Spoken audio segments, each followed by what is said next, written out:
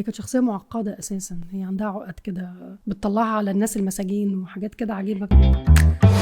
تقدري ازاي للشخصيات دي؟ يعني ضابط وست فرنسويه انا حاسه ان هي الشخصيه مركبه جدا. هي كانت شخصيه صعبه جدا، وهي بس دي اصلا بعيد عن الكوميدي. لا بعيد عن الكوميدي تماما. اه هي كانت شخصيه معقده اساسا، هي عندها عقد كده بتطلعها على الناس المساجين وحاجات كده عجيبه بتعمل. يعني احنا او انا والناس كلها تتخيل ان احنا نشوف داليا كوميدي اكتر، فان انتي تعملي دور شخصيه مركبه زي ده متهيألي صعب جدا. والله انا بحب الشخصيات حضرتي له ازاي؟ انا بحب الشخصيات المركبه على فكره. يعني انا اصلا نفسي حلم حياتي ان انا اعمل شخصيه مركبه، شخصيه سايكو دراما كده حاجه.